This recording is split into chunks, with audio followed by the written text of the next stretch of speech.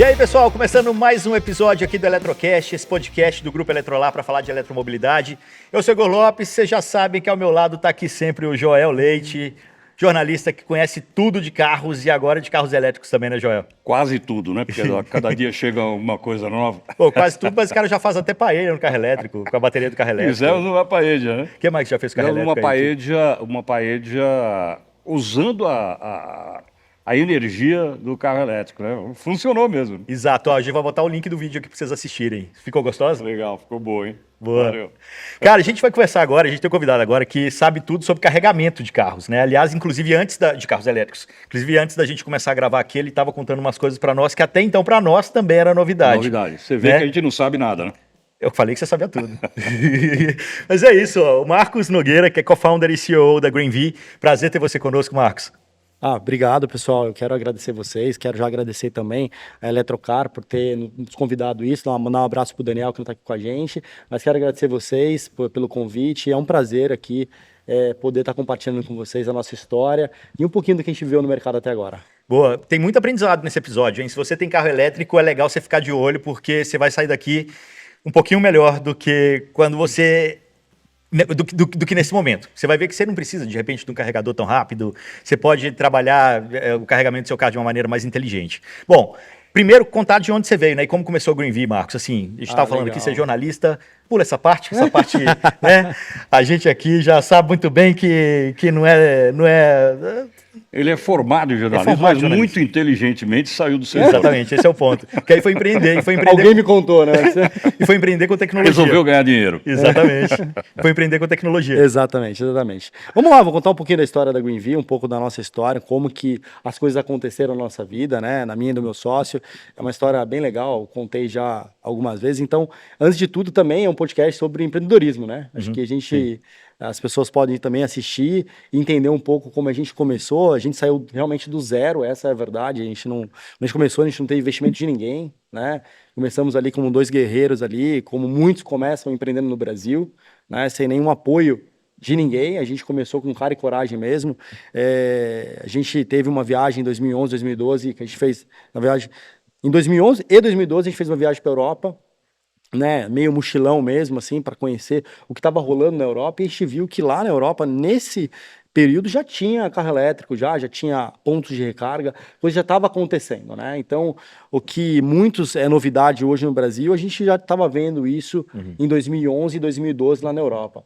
Então, a gente teve em países como França, como em Londres, né? A gente teve em capitais, né, como no Paris, em Londres, a gente teve em Amsterdã também, em outros países, a gente teve também em Milão, né? Então a gente conseguiu ver que nesses países já tinha pontos de recarga na rua, inclusive. Né? Eu lembro de uma cena muito legal que em Amsterdã, que tem um banco holandês, Rabobank, que já patrocinava ali naquele momento os pontos de recarga.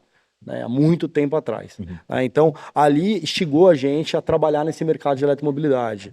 E dentro do nosso plano de negócio, a gente tinha uma empresa de automação, né, dentro do nosso plano de negócio, a gente colocou lá trabalhar com eletromobilidade, que na verdade nem existia esse nome. Né, esse nome é um nome até meio que recente no mercado. Né, não existia essa categoria eletromobilidade. Então, mas ali a gente colocou que iria instalar pontos de recarga para carros elétricos, que um dia a gente entendia que esse mercado ia virar. Né? E já virou? Já virou. A gente tem os números aí, né? A gente pode falar um pouco mais para frente desses números aí, mas a expectativa é que até 2040, mais de 90% da frota do Brasil já seja eletrificada de alguma forma. Né? Então a gente já tem números aí bastante importantes nesse mercado. Desculpa, vai lá. Não, estou dizendo, o que a GreenV faz exatamente? Eu vou explicar. Eletroposto. A GreenV, ela é uma empresa que ela trabalha com todo o ecossistema de mobilidade. Eu acho isso importante a gente deixar claro. O que é ecossistema de mobilidade? Para quem está assistindo a gente, fala assim, mas o ecossistema é muito amplo, né? O que é amplo? Porque a gente tem desde hardware, então a gente tem o nosso próprio carregador, que a gente vende no nosso e-commerce, e também fornece para as montadoras. Então, algumas montadoras, o carregador que vai no carro é o da GreenV, tá? Então, o primeiro item é o hardware, Depois a gente tem o nosso CPO, que é para gerenciar os carregadores, o CMS, que é para gerenciar os carregadores instalados. Então nós gerenciamos 2 grandes redes de recarga hoje, que é o da Audi e o da Porsche, estão sob a nossa gestão, as redes de recarga. Então quando o consumidor vai nesses locais e conecta seu carro lá, a gestão desses carregadores é nossa, né? Então, falei de hardware, falei de tecnologia, né? E aí para você poder utilizar esses carregadores, nós temos nosso app, que é para você desbloquear, para você poder fazer o uso disso. Além da parte de service, que na verdade é o que nos trouxe até aqui, que é a instalação de pontos de recarga mesmo para veículos elétricos, e também a parte de academy, que é a parte de educação, né? Que isso eu vou falar um pouquinho mais para frente depois, que é quando a gente percebeu que o mercado precisava ter mais conhecimento, que a gente precisava preparar esse mercado que estava por vir. Então, a Academy já tem 3 anos, é uma escola de mobilidade elétrica online, foi a primeira escola de mobilidade elétrica online que a gente tem, para ensinar instaladores, para ensinar montadoras, para ensinar todo o público em geral o que é mobilidade elétrica. Até porque é uma mudança de chave importante que está acontecendo na cidade, uma transformação gigante que está acontecendo, né? Até pouco tempo atrás, a gente sempre calculava quantos litros o carro faz com a gasolina ou com o álcool. Agora não. Agora é quilowatt-hora. Né? Quantos quilowatt-hora a gente vai fazer com a bateria, né, que a gente tem no nosso carro? Então é uma mudança, né? Mudou até tudo. o conceito de preço, quanto custa? Tantos reais por quilowatt, né? Exatamente. Então mudou praticamente tudo. Então isso ainda é muito novo para o consumidor. Imagina o consumidor ter essa mudança de chave sem ter alguém para poder explicar o que é isso. E por muitas vezes você pode até mesmo ir numa concessionária e tentar ali receber uma explicação do vendedor. Você percebe que nem para o vendedor está fluido ainda, né? Ele também está transicionando de carreira. Ele também está saindo da venda de a combustão para elétrica. Para ele também é difícil. Então, para todo mundo, é muito novo. É muito difícil entender o que é esse sistema novo. Mas, com o tempo, isso vai ficando fluido para o consumidor. E uma das coisas difíceis de entender é o que a gente estava conversando aqui nos bastidores, é a questão do carregador ultra rápido, rápido e o lento, né? A princípio, a impressão que eu tinha era que todos os carregadores deveriam ser ultra rápidos, né? Porque você carrega mais rápido. Não necessariamente, Não né? necessariamente. E esse foi o grande aprendizado. Esse é um grande aprendizado. Os carros eles têm limitações.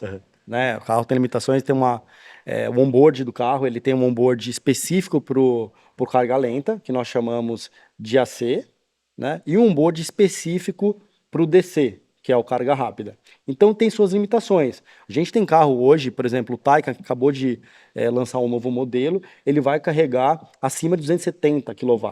Então, assim, é ultra rápido. A gente desceu de 22 minutos agora no Taycan para 18 minutos a recarga, para 100% da bateria.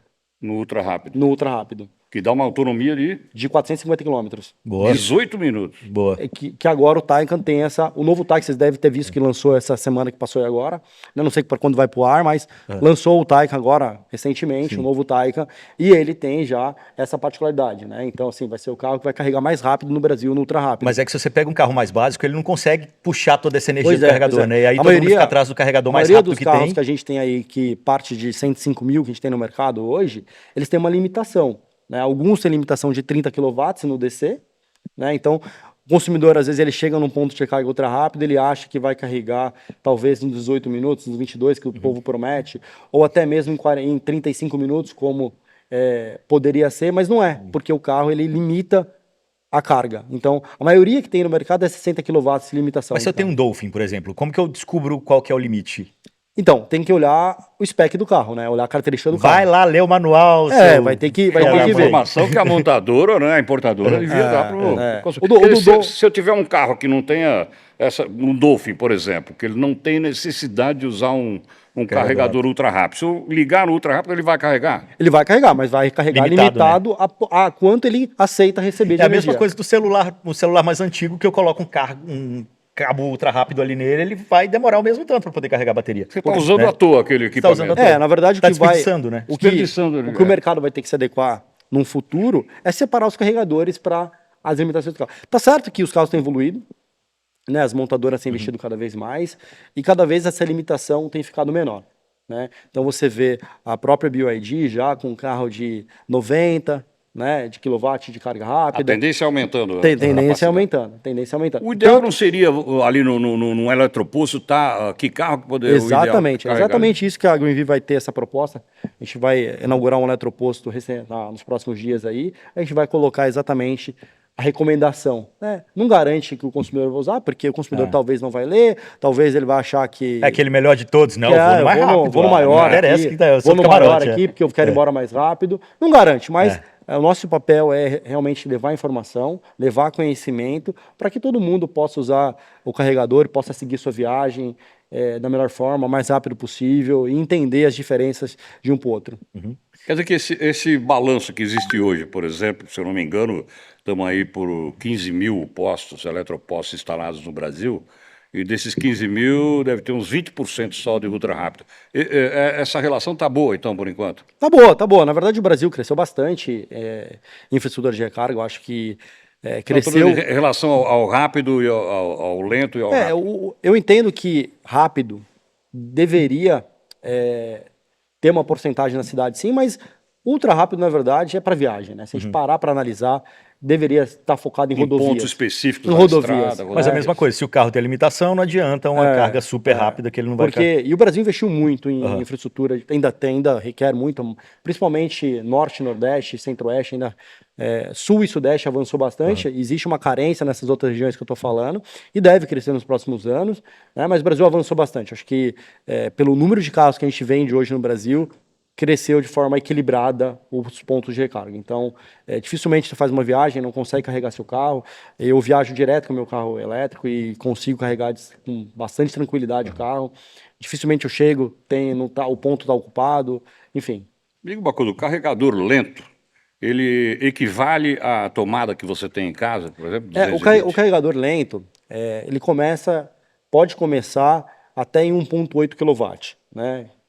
Que começa ali, que a montadora entrega, normalmente vai de 1,8 até 2,2 kW, que é a tomadinha comum que você vai carregar ali na 10 amperes comum, né? Que se conecta ali na tomada e tá tudo bem, e vai carregar seu carro ali, vai levar 18, 20 horas para poder carregar seu carro, que às vezes atende também, porque às vezes você anda pouco com o carro, chega em casa, coloca para carregar, atende, né? Depende do tanto que você usa, atende alguns consumidores.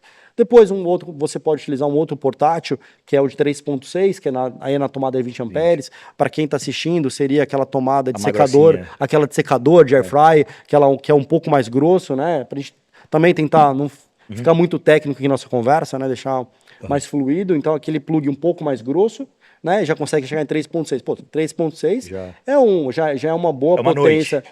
Já você vai chegar ali, vai levar umas 12, 13 horas ali, dependendo do carro ali. O meu leva isso, entre 12 e 13 horas para poder carregar ali numa tomadinha 3.6. Se eu tiver em casa uma tomada 220 aterrada, eu não preciso de carregador. Você precisa do carregador, mas aí você tem que ver que tipo de carregador você precisa. Pode ser o portátil, né? Pode ser o portátil, que é você está falando do carregador do cabo. Eu preciso do cabo, obviamente. Isso. Você precisa do carregador. O cabo é um carregador. Tá? É um carregador ali. Ali tem não precisa de um eletroposto. Você não precisa. Aí você tem os wallbox, né? Que vai na parede, que é a caixinha que a gente está bastante acostumado aí, que tem muitos locais públicos, que aí começa 7 kW, aí você tem 11 e vai até 22 no AC, aqui no Brasil, que é limitado a 22. Mas muitas regiões, para você utilizar 22 kW, você vai precisar de um transformador. Né? E aí você começa a ter os problemas, tem que entrar com a Enel aqui em São Paulo. Não necessariamente. Você precisa saber se a sua casa suporta colocar um transformador, aceita colocar um carregador com potência maior. Tem que fazer vocês ajudam também, né? Sim, você tem que fazer uma visita técnica, fazer uma análise, muitas vezes fazer um estudo de demanda da casa, porque você também não pode sair instalando um carregador, porque se você liga o ar-condicionado, liga o carregador, liga o micro-ondas, liga o forno, cai. Né? Por isso tem que fazer um estudo de demanda, para saber se a casa suporta um carregador maior. Mas eu posso falar de forma geral. O consumidor quiser saber, o carregador de 7 kW vai atender a maioria do público. Isso aí. Porque ele vai carregar ali entre 8 e 10 horas, tranquilo, é uma noite para carregar 100% do carro elétrico, atende a maioria dos consumidores. Às vezes, eu vejo muitos clientes nossos querendo carregar em 4 horas, que é possível carregar o carro em 4 horas com um carregador de 22 kW. Casa não aguenta. Não, e aí coloca um transformador de 25 kVA, que é um transformador bem grande assim, né? Eu falo, com qual sentido? Né? Se o carro fica a noite toda parado, não tem sentido nenhum.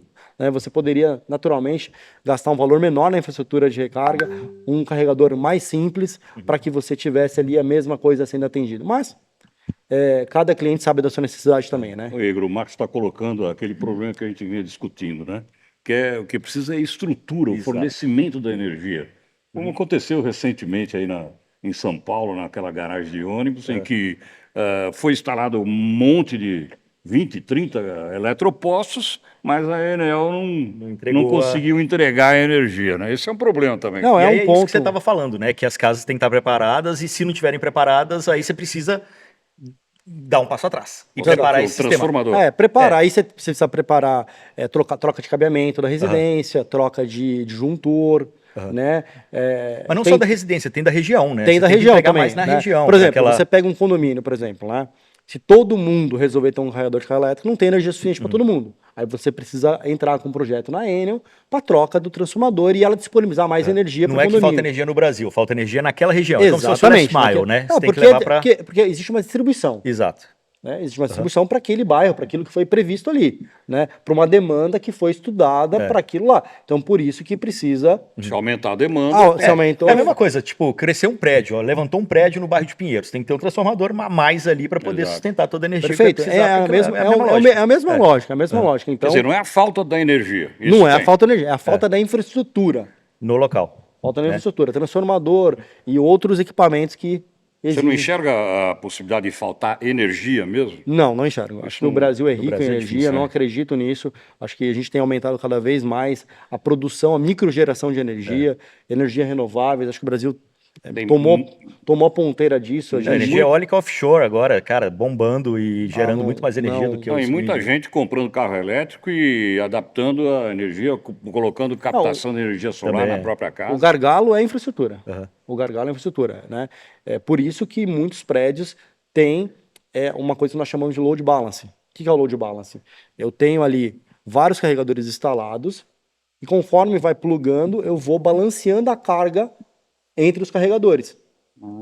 Para quê? Para dividir a potência. Então, por exemplo, eu tenho 3 carros, está na potência máxima. Chegou o quarto, eu já divido aquela potência que eu tenho por 4. Chegou o quinto, eu vou dividindo. Eu vou entregando cada vez menos potência para poder fazer o load balance, porque senão você começa a ter problema. Então, é um dos serviços que a Greenville oferece, que é fazer o balanceamento de carga em condomínios, porque muitas vezes o condomínio não está preparado para todo mundo ter o ponto de carregamento. E aí você falou o ponto, né? Briga de condomínio. Acho que é outro problema que vocês também resolvem, né? Esse aí, cara, eu tenho falado no meu condomínio direto, inclusive. Pô, quando é que vai ter um carregador aqui? Aí o zelador sempre fala, não, a gente até tem conversado com a síndica, mas a gente não chega em nenhuma conclusão, não sabe como que a gente faz. Como que seria possível? Como que vocês têm visto isso acontecer? Posso dizer que antes dos bombeiros, né, liberar aquela consulta pública que existiu, acho que vocês devem estar sabendo dessa consulta pública, se não estão, eu conto aqui também. A relação era relativamente, um ou outro gerava um pouco de estresse, mas era tranquilo, né? A gente tem muita experiência nisso, sabe lidar com os condomínios, sabe orientar, sabe levar informação, então a gente conseguia normalmente com certa facilidade a aprovação dos condomínios. Depois dessa consulta pública que teve ano passado, não sei se vocês acompanharam, os bombeiros soltaram uma consulta pública falando de regras sobre instalação de pontos de recarga em subsolos. Isso balançou bastante o mercado, né? E muito síndico que pegou a informação meio solta, né? Um foi falando para o outro, começou a falar que estava proibido instalar carregador nas garagens. Que não vem esses jornalistas, né, noticiando os carros pegando fogo. Jornalistas. E aí, depois dessa consulta pública dos bombeiros, que fizeram um documento que era bastante absurdo esse documento, que falava sobre porta-corta-fogo entre os carros. Os splitters em cima dos carros.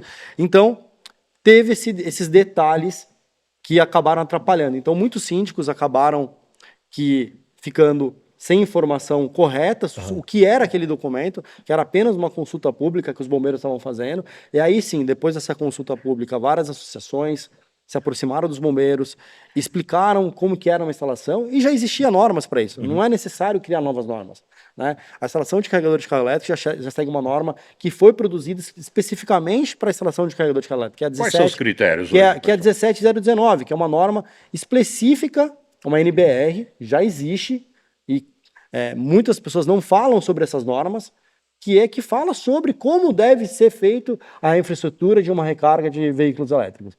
Fala sobre as proteções, sobre dimensionamento, sobre tipos de carregadores. Tem muita coisa escrita na norma. Então já existe uma norma. Então não precisava os bombeiros trazer uma nova norma.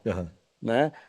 Até porque quando acontece uma eventualidade, dificilmente essa anomalia tá ligada ao carregador. Normalmente está ligado ao carro.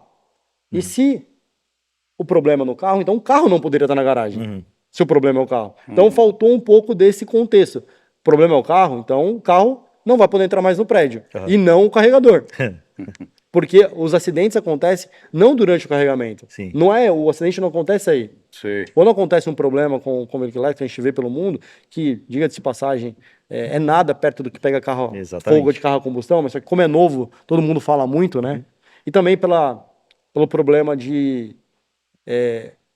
a bateria ela pega fogo e é difícil de apagar o fogo da bateria, né? É altamente inflamável, né? Então, mas a gente tem falado disso também, né? Mudando muito a tecnologia da bateria exatamente para baterias que não pegam fogo dessa forma. Exatamente. Tem evoluído bastante, né?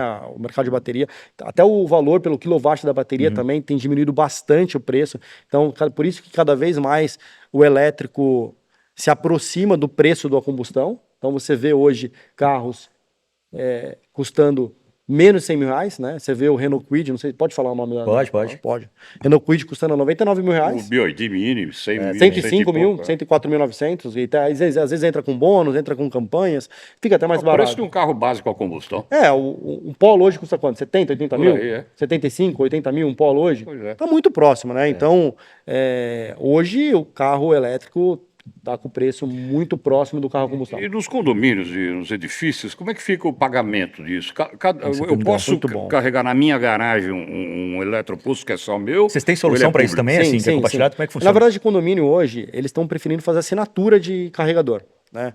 A assinatura de carregador funciona o seguinte: seu condomínio liga para a gente, ele tem ali, quer fazer 4 pontos de recarga, porque ele não quer disponibilizar vaga para todo mundo, porque ele fez o estudo lá e viu que não é possível todo mundo ter vaga, mas ele quer fazer um rodízio, quer atender ali os seus consumidores ali de elétrico, ele assina um ponto de carregamento, que a Green envia a partir de R$249, né? Que você, R$249, você assina, já tem o aplicativo, já tem a cobrança direta, e nós devolvemos para o condomínio o valor de quanto consumiu no mês. Porque você tem o controle de quem gastou. Exatamente. Ele faz um cadastro, ele paga direto no ponto de recarga ali, comprou o aplicativo. É interessante isso, que é uma solução simples, não tem que mexer na estrutura do prédio. Você Mas faz eu ali... pago uma mensalidade e uso quanto eu quiser, ou eu pago o uso também? Não, quem paga é um condomínio. O condomínio paga a assinatura do carregador. E o usuário paga para usar o carregador. O condomínio paga para usar o carregador. Só que aí no aplicativo eu tenho o controle do carro do Joel, quando ele logou lá, ele gastou R$50. Então esse R$50 seu não vai ser dividido pelo condomínio. Tá, e aí que eu usei. O que você usou. Mas a assinatura quem paga é o condomínio todo. O condomínio que paga. E aí não vai ter briga, não? Eu não tenho um carro elétrico. Mas 249 dividido pro condomínio de, aí ele 50. compra o carro elétrico, né? Exato, pronto. Ele não tem ainda. Ele não tem ainda. Ele não usa piscina, ele não usa academia. Se for usar esse conceito, se eu uso ou não uso, não pode ser nada no condomínio, né? Certo. Eu moro no primeiro andar, subo de escada, então vamos tirar o elevador, né? Tipo isso. Vamos tirar o elevador, porque eu não uso, né? Mas essa é uma solução bem interessante. Vou falar com a minha síndica. Mônica, já vai chegar para você uma mensagem. Porque essa é uma solução bem interessante, realmente. Assim. Fácil, rápido, resolve bem a situação. Muitas empresas também fazem assinatura de carregador para poder oferecer para os seus clientes, né? Ali, aí não cobra energia, evidentemente, é um benefício que ele dá para o seu cliente poder ir lá na loja, no seu local ali, ficar ali, consumir e aí não cobra. Como você enxerga o futuro da mobilidade elétrica no Brasil? Acho que você já falou um pouquinho disso, né? 90% de carros elétricos aí em 2040, mas quais os desafios que a gente tem para chegar lá? Olha, as grandes montadoras, as principais do Brasil, as tradicionais, né, que estão aqui há mais de 100 anos, né, praticamente aí, o trio de ferro, né, Volkswagen, GM e Fiat, né, através da Stellantis, acho que o grande desafio é eles entrarem de fato nesse jogo. Acho que quando eles entrarem de fato nesse mercado de elétricos, muda o cenário. Porque aí o consumidor vai ver que a mobilidade aconteceu. Né? Isso não está longe de acontecer. A gente já vê a Volkswagen na Alemanha vendendo nos 2 primeiros meses 17 mil veículos elétricos e ela fazendo aquisições de empresas na China, que provavelmente esse é o carro que deve vir para o Brasil, que é o popular elétrico da Volkswagen, que deve chegar aí nos próximos anos no Brasil aí, rapidamente deve chegar para brigar com o BYD.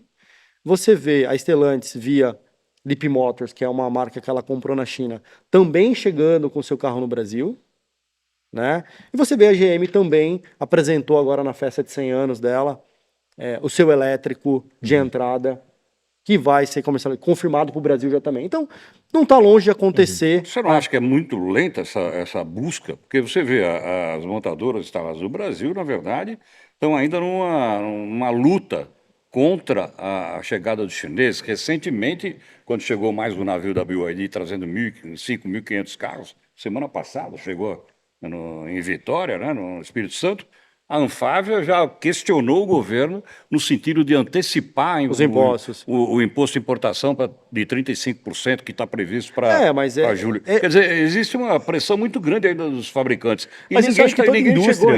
Eu acho que isso em toda indústria. Se pegar smartphone é a mesma coisa. As fabricantes nacionais também ficam brigando com a chegada das chinesas que trazem produtos muito melhores. Lento ainda. Sim. A Stellantis foi a única que lançou o chamado híbrido meia-boca, né?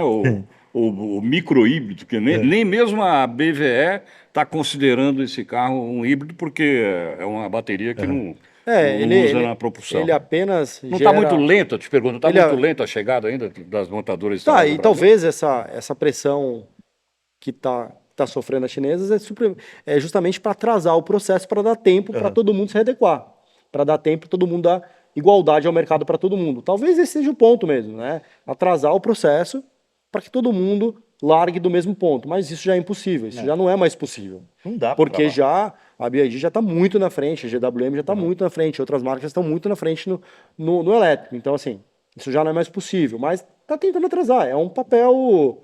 deles, tá certo. Tá no papel deles, de atrasar o processo para que eles possam se preparar para ter o elétrico deles também, para poder brigar em igualdade com os outros chineses que estão aqui. Mas no caso da Volkswagen, vocês têm uma parceria com eles. Na verdade, a gente volta nas 3 grandes ali, tipo, elas também estão tentando de alguma maneira. Na verdade, tem uma parceria com o grupo Volkswagen, né? Que é composto pela Porsche, pela Audi e pela própria Volkswagen, né? E pela MAN também, a MAN Caminhões também faz parte do grupo Volkswagen.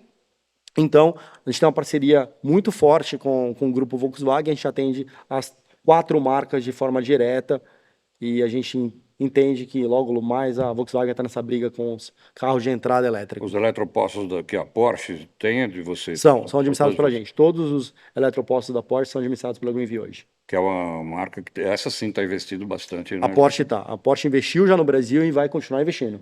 A Porsche ela lançou o Macan 100% elétrico, vocês devem ter acompanhado, que vocês têm que dirigir esse carro. É difícil alguém dirigir o Macan, se tiver condições de comprar, né?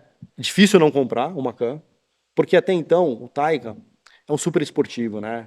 É o carro de final de semana, é o carro baixinho, né? Ali é o esportivão, né? Então é diferente. Agora é um carro de família o Macan. O Macan é o carro do dia a dia, né? Para quem tem condições de comprar esse carro, para quem andou no carro, compra. Não tem como. O carro é um raio, o carro é sensacional. Mas o Taycan, eu acho que é o melhor exemplo para aquelas pessoas que ainda tem, muita gente, que diz que o carro elétrico não tem aquele prazer de acelerar, né? É um carro meio xoxo. Não é. O Taycan é o carro para você botar numa pista e fazer o cara dar uma acelerada de 0 a 100. A Xiaomi lançou o carro agora, que está disputadíssimo lá na China, faz de 1 a 100 em 1,8 segundos. Tipo, é uma coisa absurda, 360 km por hora no carro elétrico. Eu tenho um amigo que descreveu bem o que é uma arrancada do Taycan. É a alma sair do corpo.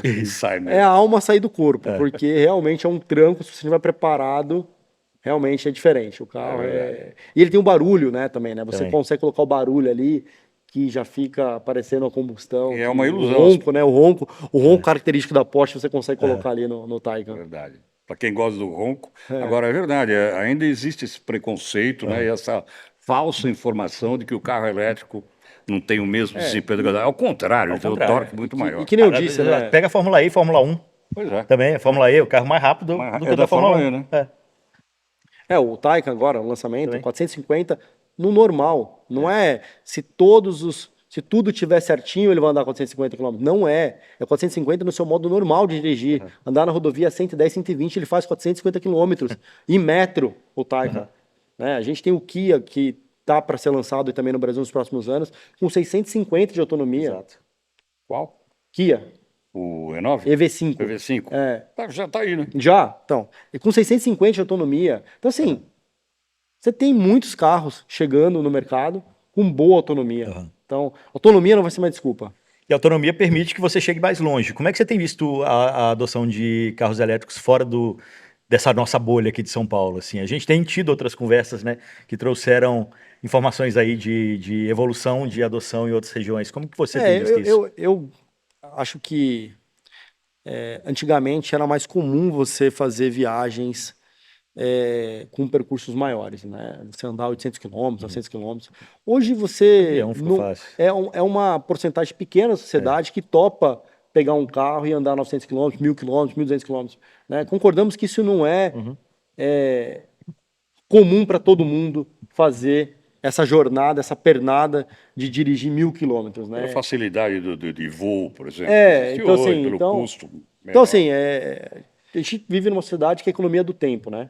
Então, economia do tempo, ninguém quer ficar dentro de um carro 24 horas rodando, 20 horas rodando. A gente quer chegar logo no lugar, se divertir e curtir a família, né? Então, para que a gente vai ficar um dia inteiro dirigindo um carro? Eu, sinceramente, não vejo muito sentido. Mas para aqueles que querem realmente, têm prazer em fazer isso, e parando, né? A infraestrutura de recarga, ela já atende, né? Lógico, e tem regiões como o Nordeste, o Norte, que ainda a infraestrutura ainda precisa crescer e crescer bastante. Mas está crescendo. Mas aí tem a Green V para colocar lá no condomínio. E até chegar, e até que o volume de carros aumente também nessas regiões, outras empresas já vai ter investido, vai ter infraestrutura, não vai faltar infraestrutura de recarga. Mas no caso de vocês, assim, vocês têm percebido mais demanda de outras áreas? Tem Sim. instalado muito em casas e condomínios espalhados pelo Brasil? Sim. A demanda tem aumentado cada vez mais, né? Falando um pouco de números, né? No ano passado foram mais de 170 mil carros eletrificados, mas aí entra tudo, né? 100% elétrico, um pouco mais de 60 mil, né? Os híbridos plug-in, um pouco mais de 62 mil também. Né? Então, assim, imagina, isso que a gente está na rua só do ano passado. Né? Imagina o que vai crescer nos próximos anos. Sim. Porque, no fim, pode atrasar. Pode criar mitos. Mas quem vai decidir mesmo é o consumidor na ponta. O consumidor é inteligente, o consumidor estuda, o consumidor vai atrás, ele consegue separar as coisas, ele não é tão influenciado assim. Né? Ele consegue, hoje, a gente está aqui gravando aqui, mas ele pesquisa, ele vai atrás, ele assiste podcast, ele lê, ele sabe escolher o seu produto melhor para ele. Né? O consumidor que decide, no final das contas, não somos nós, né? Não é o mercado que dita, é o consumidor. Né? Quem anda, por exemplo, no elétrico é difícil voltar para combustão, porque é um outro mundo. Você anda no elétrico, volta a combustão, você acha que você voltou 10 anos. Assim, eu estou voltando. Né? Você não consegue mais. É um retrocesso. Não é tem um dúvida. retrocesso, você não consegue mais. A experiência de dirigir um elétrico é uma experiência incrível. Você não tem barulho. Né? Você chega em casa, não precisa passar imposto. Sensação de você não estar poluindo a atmosfera. O carro desliza na pista. É diferente. É diferente o conforto que você traz de você ter um carro elétrico. Por isso que ninguém volta. Foi feito um estudo que menos de 10% das pessoas que compram elétrico voltou para a combustão. E em relação à infraestrutura, curioso, nós conversamos aqui sobre esse assunto num outro momento. O interior ainda tem uma demanda muito grande, não é? Porque ainda tem a falta de estrutura muito grande, que está limitada hoje aos grandes centros urbanos. No entanto, nas cidades do interior, muita gente mora em residência. E facilita o carregamento. Ele não precisa, não tem a necessidade dos eletropostos públicos que a gente tem nos grandes centros urbanos. Então, talvez a exigência dessa infraestrutura não seja tão grande fora das capitais. Né? Por isso, a gente está vendo um estudo lá, Campinas e Ribeirão Preto estavam entre as cidades que mais vende carro elétrico no Brasil. Olha aí. Para você já entra... Elas estão no meio do caminho, né? Elas devem ter o posto público, mas também tem uma quantidade então, o boa de interior tem casas. crescido bastante. Não é à toa que as principais cidades de São Paulo têm GWM BYD. Né? Concessionária lá. Espalharam.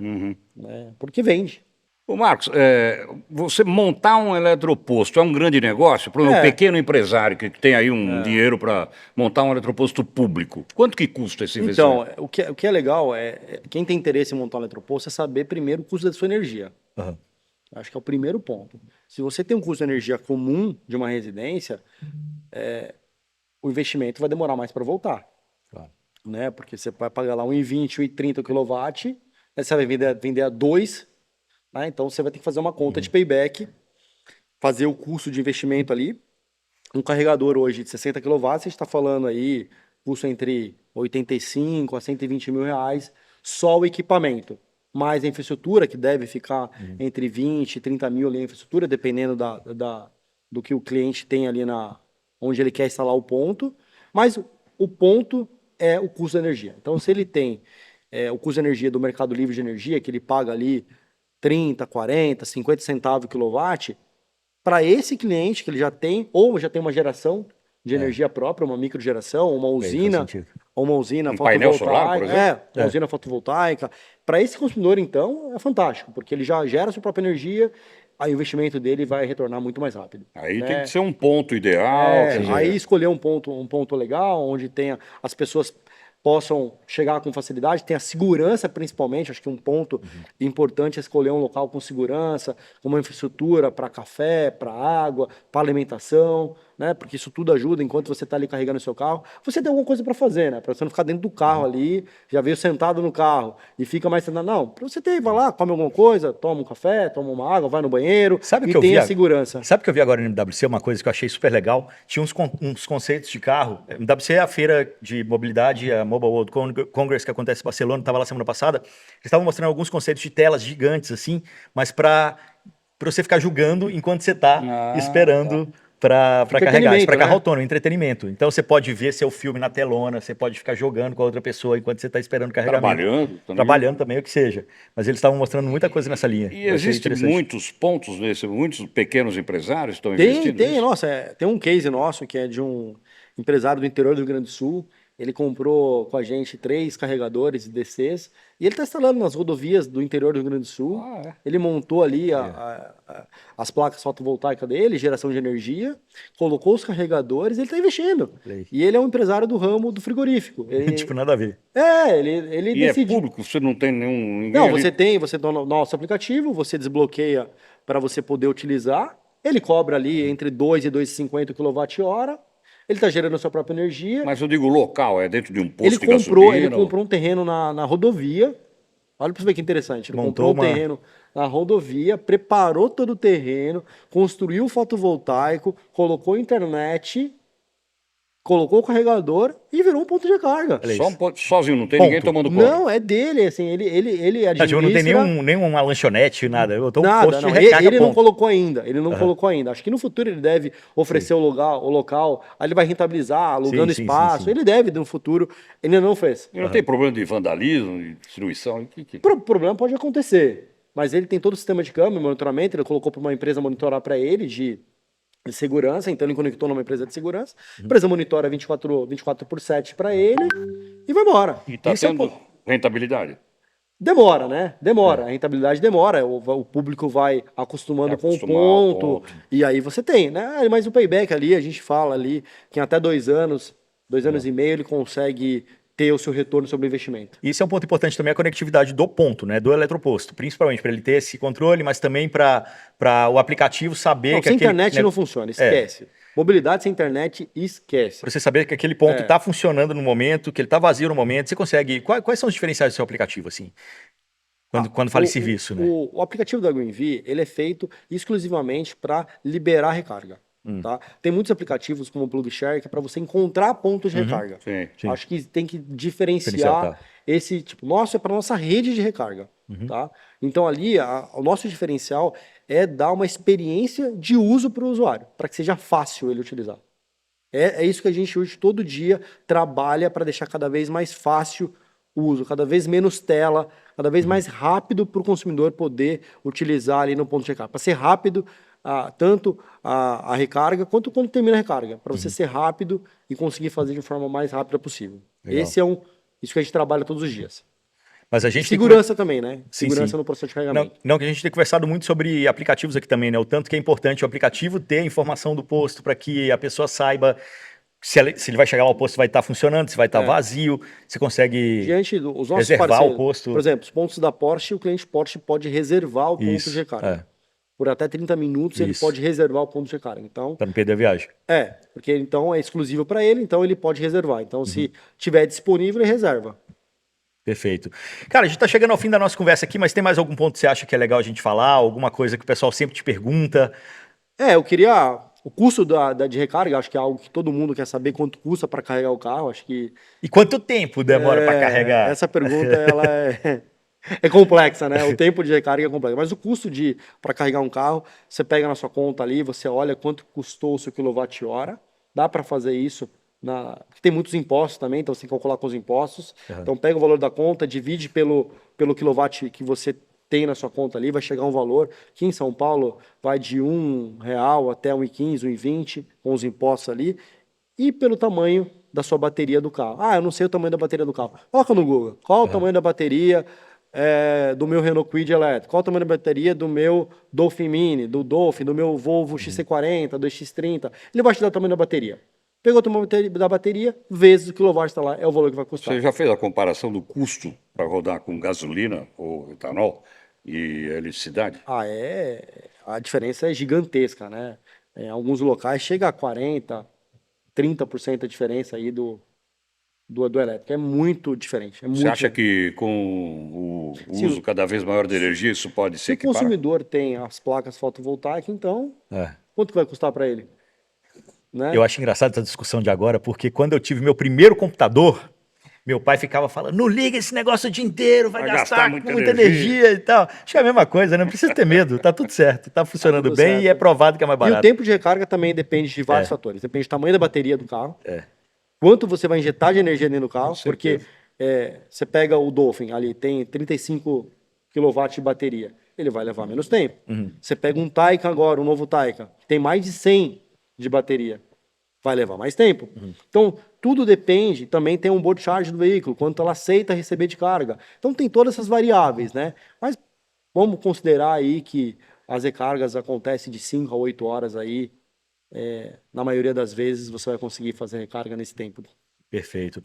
Bom, pessoal, se você... desculpa, não, mais alguma pergunta? Não? Maravilha. Não, você que está aí desse lado aí, se você quiser bater na cabeça ali do seu síndico para colocar o eletroposto aí no seu condomínio, ou de repente você quer investir, como o Marcos contou aqui do cara do Rio Grande do Sul que está investindo em eletropostos aí na estrada, a gente está deixando aqui do lado o LinkedIn do Marcos e também o site da Greenvee. Então entre em contato ali, caso você queira saber mais, continuar essa conversa também, porque se você tem dúvida desse lado, o pessoal que sabe tudo está do lado de cá para poder responder.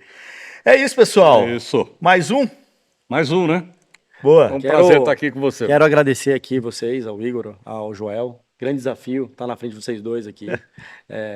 Jornalistas, assim, com tanto gabarito, assim, então, com tanta experiência no mercado automobilístico, a gente está aqui conversando com vocês. Para mim foi um grande desafio, mas também muito prazeroso, né? Estar aqui com vocês e ter essa experiência aqui. Obrigado pelo convite. Espero que a gente possa estar junto mais vezes. Bate-papo. Espero que tenha sido prazeroso para você também aí assistindo do outro lado. Essa semana a gente fica por aqui, mas semana que vem a gente está de volta. Valeu, pessoal. Abraço.